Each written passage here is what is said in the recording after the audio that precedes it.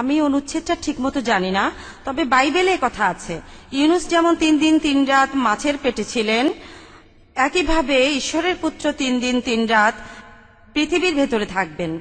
যীশু খ্রিস্ট কি বৈজ্ঞানিকভাবে ইউনুসের এই নিদর্শনটা দেখিয়েছিলেন?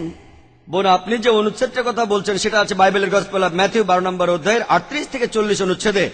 যখন ইহুদিরা যিশুর কাছে গিয়ে বলল একটা নিদর্শন দেখান, অলৌকিক কিছু করে দেখান, যীশু খ্রিস্ট তখন তাদের বললেন, তোমরা অসৎ আর ব্যভিচারী জাতি, শুধু নিদর্শন খুঁজে বেড়াও, তোমাদের কোনো নিদর্শন দেখানো হবে না, শুধু ইউনুসের নিদর্শন বাদে। যেভাবে নবী ইউনুস 3 দিন এবং 3 রাত তিমি মাছের পেটের মধ্যে ছিলেন, সেই একইভাবে ঈশ্বরের পুত্র 3 দিন এবং 3 রাত পৃথিবীর বুকের মধ্যে থাকবেন।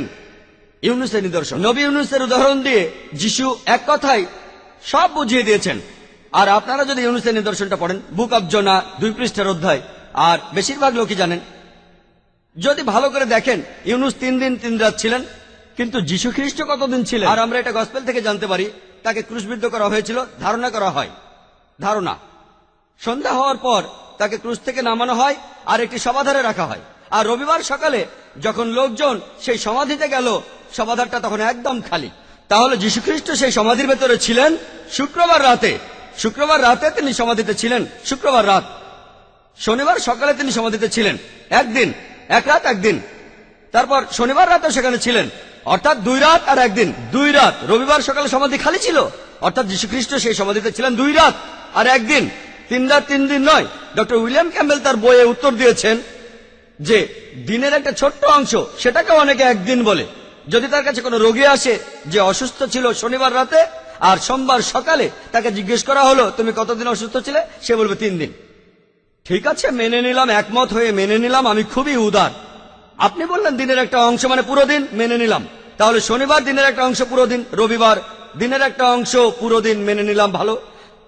সোমবার দিনের একটা অংশ পুরো একদিন, কোনো সমস্যা নেই। যদি রোগী বলে 3 দিন, আপত্তি করব না। কিন্তু কোন রোগী কখনোই বলবে না 3 দিন আর 3 রাত।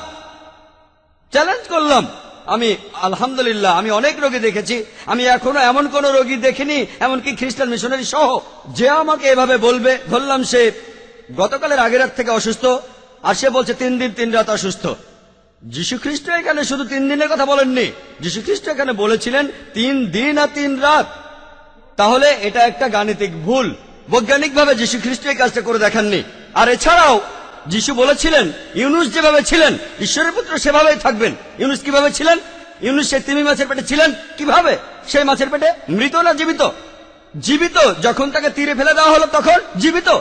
সেই তিমি মাছের পেটে যখন তিনি সমুদ্রের মধ্যে ঘুরছিলেন, মৃত না জীবিত?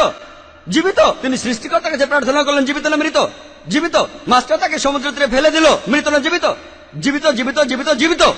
যখন কোন খ্রিস্টানকে জিজ্ঞেস করি সেই সমাধি কক্ষের ভেতরে যিশু কিভাবে ছিলেন, সেই সমাধারে জীবিত না মৃত, তারা বলবে মৃত। জীবিত, আলহামদুলিল্লাহ। আপনি কি খ্রিস্টান? যদি তিনি জীবিত থাকেন আলহামদুলিল্লাহ, তাকে ক্রুশবিদ্ধ করা হয়নি। যদি তিনি মৃত হন তাহলে নিদর্শনটা দেখাননি। আমার ভিডিও ক্যাসেট দেখতে পারেন, was Jesus peace be upon really crucified.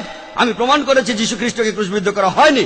পবিত্র কোরআনের সূরা নিসার 157 নম্বর আয়াতে উল্লেখ আছে, ওয়ামা কাতালু ওয়ামা সালাবুহু, তাহারা তাহাকে হত্যা করে নাই, ক্রুশবিদ্ধ করে নাই, কিন্তু তাহাদের এরূপ হইয়াছিল। ধন্যবাদ ডক্টর নায়েক।